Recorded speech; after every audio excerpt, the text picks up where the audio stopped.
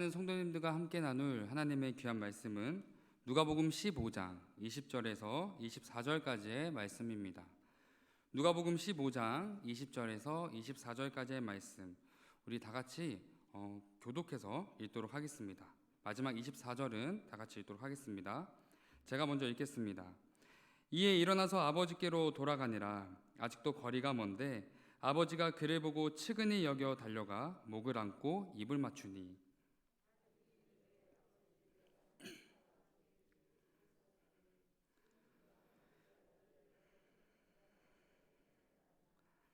아버지는 종들에게 이르되 제일 좋은 옷을 내어다가 입히고 손에 가락지를 끼우고 발에 신을 신기라.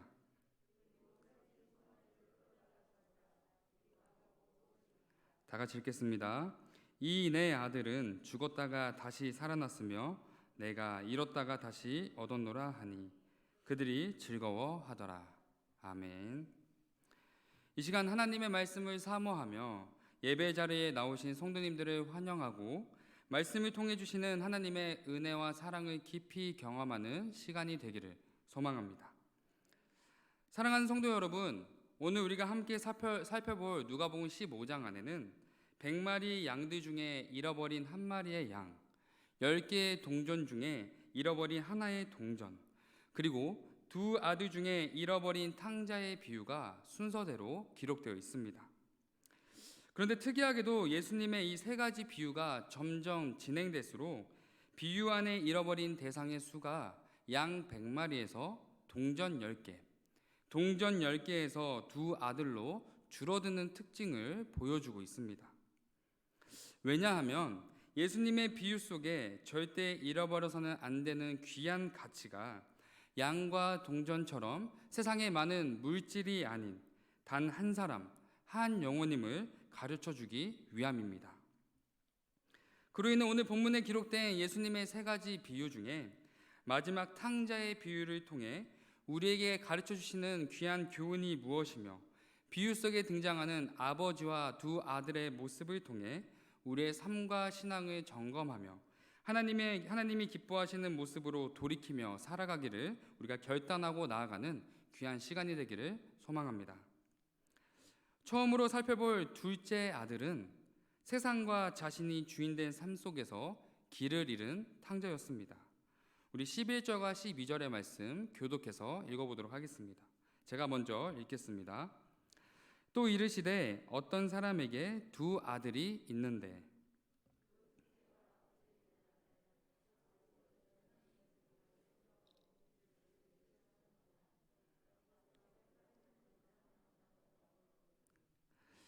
어떤 사람에게는 두 아들이 있는데 두 아들 중에 둘째 아들이 아버지를 찾아가서 자신이 받을 재산을 달라고 요구하고 있습니다. 특히 12절에서 둘째 아들이 아버지에게 말하되라고 쓰였던 이 단어 안에는 명령하다, 부르다, 지시하다라는 의미를 가지고 있으며 현재 그가 아버지에게 재산을 요구하는 말투 속에 그가 평소 아버지를 어떻게 대했는지를 짐작해 볼 수 있습니다. 또한 이 당시 아들이 아버지의 재산을 물려받기 위해서는 아버지가 죽고 장사된 후에야 그 재산을 물려받을 수 있었습니다. 따라서 아버지에게 재산을 요구하는 둘째 아들의 모습은 평소 그의 삶 속에 살아계신 아버지를 죽은 자처럼 대하며 아버지를 전혀 사랑하지 않았음을 우리에게 보여주고 있습니다. 그렇다면 둘째 아들은 왜 아버지에게 이런 태도를 보였던 것일까요? 13절의 말씀입니다. 그 후 며칠이 안 되어 둘째 아들이 재물을 다 모아가지고 먼 나라에 가 거기서 허랑방탕하여 그 재산을 낭비하더니 둘째 아들은 아버지에게 재산을 요구하러 가기 전에 자신만의 큰 계획을 세웠던 것 같습니다. 왜냐하면 13절에서 재물을 다 모았다라는 뜻은 아버지에게 물려받은 모든 재산을 현금으로 바꾸었다라는 의미이며 또한 아버지를 떠나 자신이 지낼 곳을 이미 계획했던 먼 나라가 있었기 때문입니다. 따라서 둘째 아들은 모든 것을 다 가진 아버지보다 모든 것을 할 수 있게 해줄 것 같은 돈을 선택하였고 아버지와 함께 살아가는 집보다 눈에 보이는 화려하고 자극적인 세상을 바라보며 아버지의 시선과 손이 닿지 않는 먼 곳으로 떠나려 했기 때문에 그가 아버지에게 그런 태도를 보였던 것입니다. 그러나 자신의 계획과 뜻대로 아버지의 집을 떠나 먼 나라로 간 둘째 아들의 삶은 어땠을까요? 15절과 16절의 말씀입니다. 교독해서 읽겠습니다. 가서 그 나라 백성 중 한 사람에게 붙어 사니 그가 그를 들러보내어 돼지를 치게 하였는데,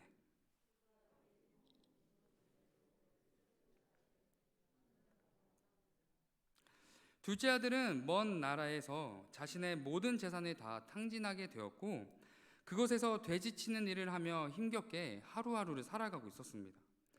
특히 이 당시 유대인들은 돼지를 부정하고 더러운 짐승으로 여기며 돼지치는 일을 가장 수치스럽고 불명예스러운 일로 생각했습니다.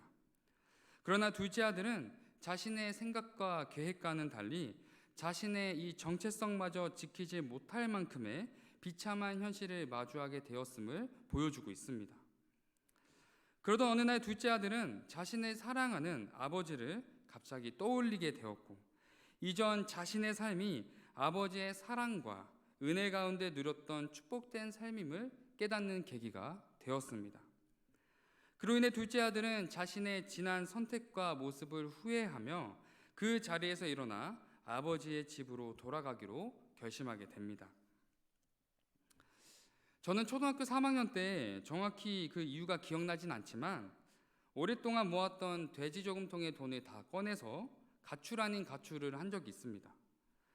그날 저금통에 모아둔 5,000원어치의 동전을 양쪽 주머니에 가득 넣고 그 길로 곧장 오락실에 가서 주변 친구들과 실컷 게임도 하고 지나가는 친구들을 다 슈퍼로 불러들여서 수많은 간식들을 나눠 먹고 정말 행복하게 시간을 보내고 있었습니다.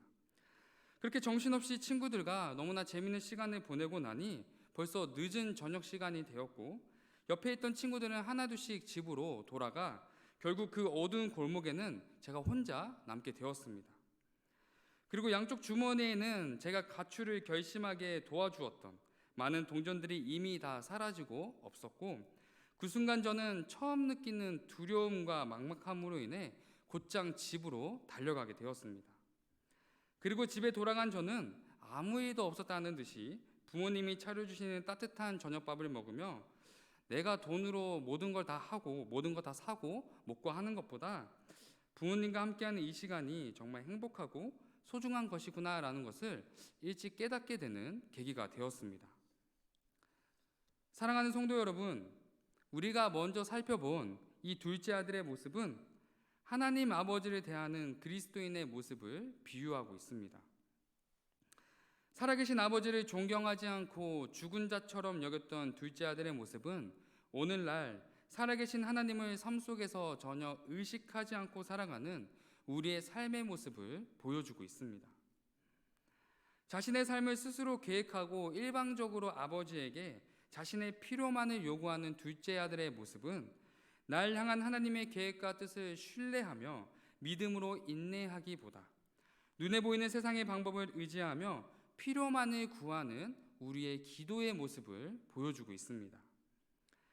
아버지의 집에서 먼 나라로 떠났던 둘째 아들의 모습은 하나님보다 세상이 주는 즐거움과 가치에 모든 시선을 빼앗겨 세상 속에서 하나님의 자녀된 정체성을 버리고 살아가는 우리의 모습을 보여주고 있습니다. 그렇다면 성도님들은 평소 하나님을 어떤 모습으로 대하고 계신가요? 현재 성도님들의 삶 속에 가장 큰 기쁨을 주는 가치는 무엇인가요? 우리는 오늘 둘째 아들의 모습을 거울 삼아 우리의 삶과 신앙을 돌아보고 점검하여 하나님과 동행하는 삶만이 우리에게 가장 축복된 삶임을 기억하며 세상을 살아가면서 수많은 사람들에게 하나님과 동행하는 것이 가장 기쁜 삶임을 고백할 수 있어야 합니다. 두 번째로 살펴볼 첫째 아들은 자신의 의로운 삶 속에서 길을 잃은 탕자였습니다. 오늘 본문에서 둘째 아들이 드러나는 말과 행동으로 아버지에게 상처를 주고 멀어졌다면 첫째 아들은 드러나지 않는 마음으로 아버지와 멀어진 삶을 살아가고 있었습니다. 12절의 말씀입니다. 그 둘째가 아버지에게 말하되 아버지여 재산 중에서 내게 돌아올 분깃을 내게 주소서 하는지라.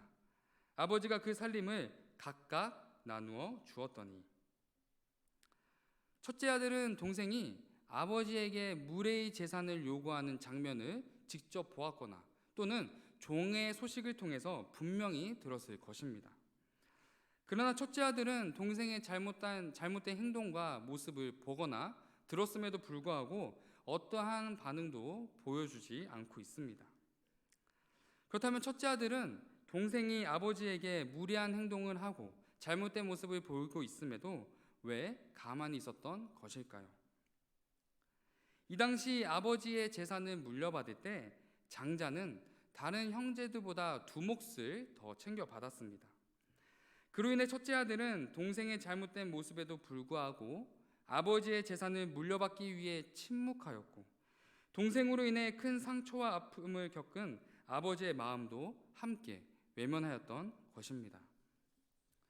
그러나 아버지에게 재산을 함께 물려받은 첫째 아들은 동생과는 달리 아버지의 곁을 떠나지 않고 남아있는 착한 아들처럼 보여지고 있습니다. 그러나 첫째 아들이 아버지의 곁에 남아있었던 이유는 아버지에게 물려받은 재산을 안전하게 지키기 위한 목적이었고, 아버지의 모든 재산을 혼자 독식하기 위한 계산적인 행동이었습니다. 따라서 다른 사람들이 보기에 착하고 의로운 아들처럼 보이는 첫째 아들의 마음 안에는 아버지와 동생을 향한 사랑이 전혀 없었고, 그의 의로워 보이는 모든 행동은 아버지의 재산과 사람들에게 인정을 받기 위한 수단이었음을 알 수 있습니다. 그로 인해 첫째 아들은 떠났던 동생이 다시 돌아왔다는 소식을 듣자마자 불같이 화를 내며 그동안 아버지에게 품어왔던 자신의 불평과 불만을 쏟아붓는 모습을 보여줍니다. 29절과 30절의 말씀입니다. 교독해서 읽겠습니다. 아버지께 대답하여 이르되 내가 여러 해 아버지를 섬겨 명을 어김이 없거늘 내게는 염소 새끼라도 주어 나와 내 벗으로 즐기게 하신 일이 없더니.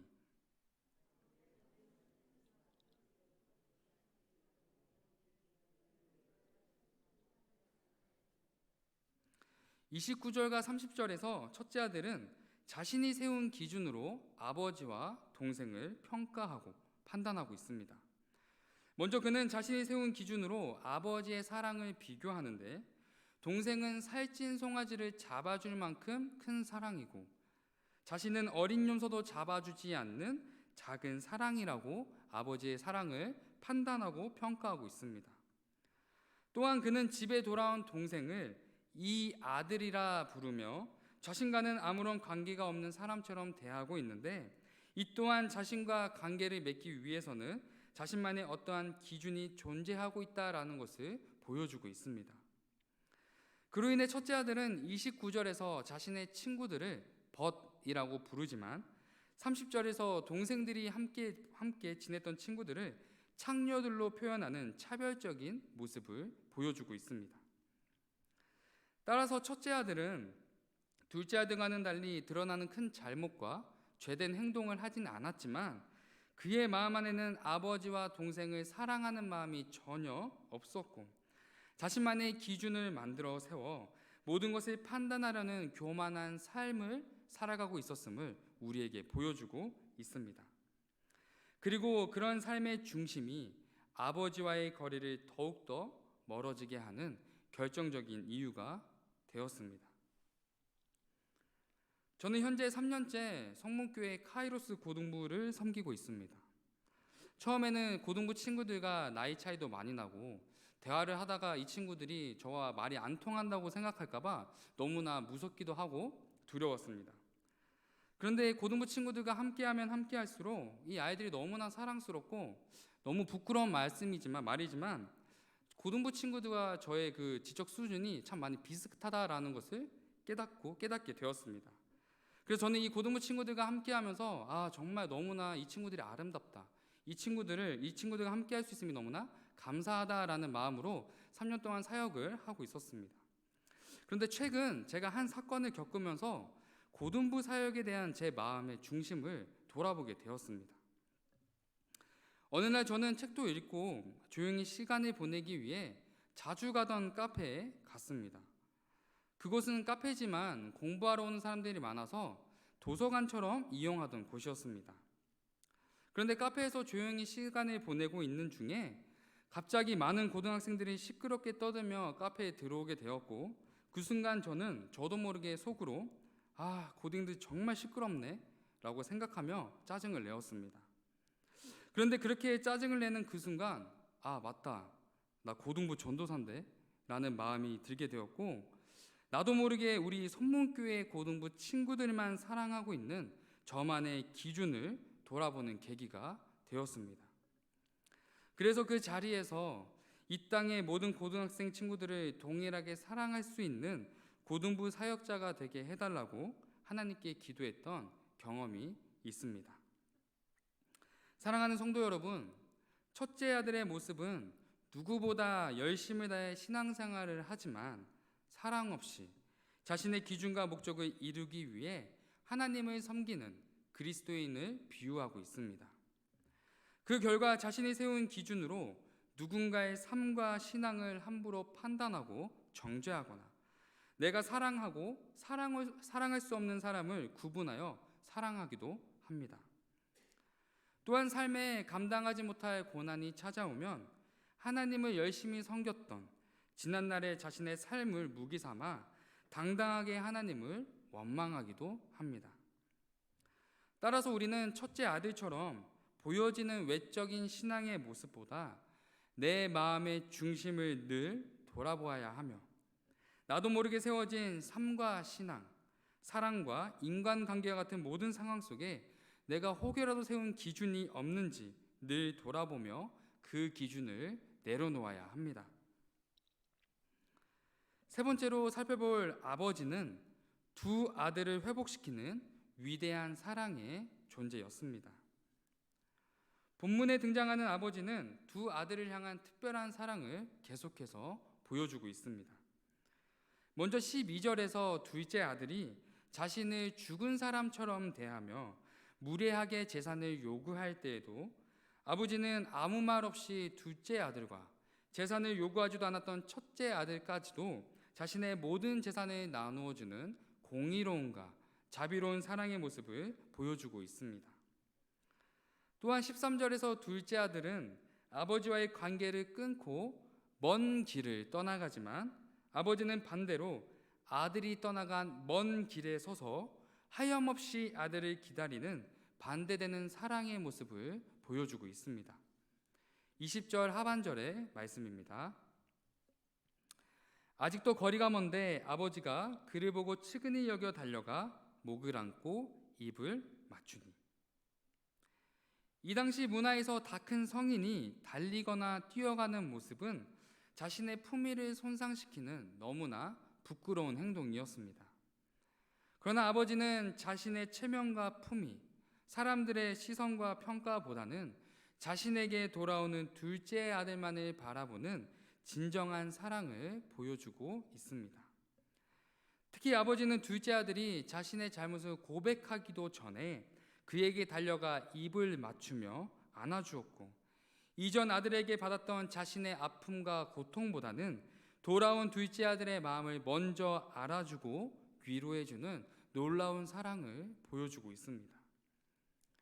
이후 작은 아들은 아버지께 자신의 모든 잘못을 뉘우치며 진심으로 회개하자 아버지는 큰 잔치를 열어 모든 사람들이 보는 앞에서 둘째 아들의 지위를 회복시켜 줍니다. 그리고 이 당시 아버지가 돌아온 작은 아들을 위해 잡았던 살찐 송아지는 대속죄일과 같은 중요한 절기에만 먹는 유대인들의 특별한 음식이었습니다. 그러나 아버지는 돌아온 아들을 위해 살찐 송아지를 잡음으로써 아버지가 돌아온 둘째 아들로 인해 얼마나 기뻐했는지를 보여줍니다.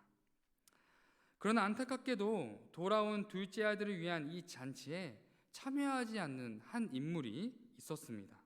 28절의 말씀입니다.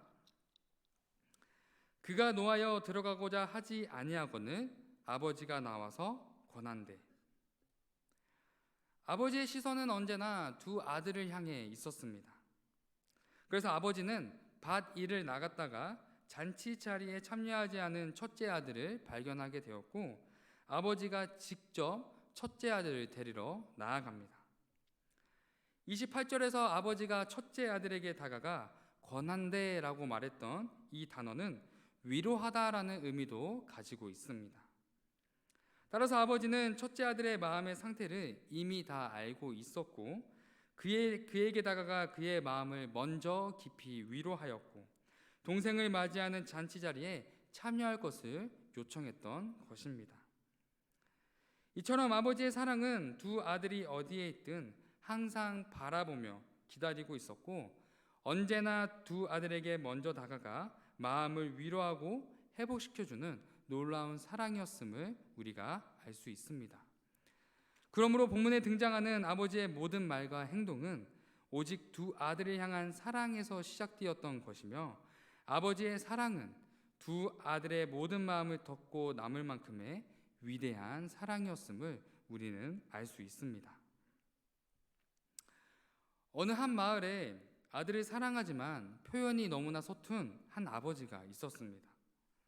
그런데 어느 날 아버지가 나이가 들어 서서히 기억을 잃어감을 알게 되었고, 이 사실을 알게 된 아들은 아버지를 요양병원에 모시게 되었습니다. 그렇게 시간이 흘러 아버지는 더 많은 것을 기억하지 못하게 되었고, 아들은 가끔 아버지를 보러 요양병원에 찾아가게 되었습니다. 그런데 어찌된 일인지 아들이 아버지를 찾아갈 때마다 찾아올 것을 미리 아는 것처럼 아버지는 항상 아들을 마중 나와 있었고, 이 모습이 너무나 신기했던 아들은 간병인에게 이 상황에 대해 묻게 되었습니다. 그러자 간병인은 아들을 바라보며 이렇게 말했습니다. 아드님, 아버지는 매일 항상 같은 시간, 같은 자리에서 아드님을 기다리고 계셨어요. 사랑하는 성도 여러분, 오늘 비유의 제목을 알고 계신가요? 대부분 돌아온 탕자 또는 탕자와 아버지로 알고 있지만, 오늘 비유의 또 다른 제목은 잃은 아들을 되찾은 아버지입니다. 다시 말해 이 비유의 주인공은 두 아들이 아닌 잃은 두 아들을 되찾은 아버지의 사랑인 것입니다. 따라서 오늘 비유를 통해 우리가 반드시 기억해야 할 것은 두 아들에게 보여준 아버지의 위대한 사랑이 지금 이 시간 우리를 사랑하시는 하나님 아버지의 사랑임을 기억해야 합니다. 오늘 본문의 비유는 잃어버린 양, 잃어버린 동전의 비유와는 달리 결말이 쓰여져 있지 않습니다. 왜냐하면 이 비유를 듣는 모든 그리스도인들이 자신의 삶을 통해 이 비유의 결말의 끝을 써내려가야 하기 때문입니다. 그러므로 우리는 첫째 아들처럼 나의 기준이 아닌 하나님의 사랑이 내 삶과 신앙의 기준이 되어 살아가야 합니다. 둘째 아들처럼 죄 가운데 넘어지고 쓰러질지라도 진정한 회개를 통해 하나님 아버지의 사랑 앞으로 늘 나아가야 합니다. 그리고 아버지의 사랑처럼 한 영혼을 향한 하나님의 위대한 사랑을 내 삶 속에 실천하며 살아갈 때 우리의 삶은 하나님을 가장 기쁘시게 하는 존재로서 아름다운 비유의 결말을 삶으로 써내려 갈 것입니다. 그러므로 하나님 아버지의 사랑을 삶 속에서 실천하는 성문교회 성도님들의 삶을 통해 잃어버린 영혼들이 하나님 앞으로 나오는 위대한 사랑의 역사가 성도님들의 삶, 성도님들의 가정, 아름다운 성문교회 공동체를 통해 쓰여지기를 예수님의 이름으로 축복합니다. 다 함께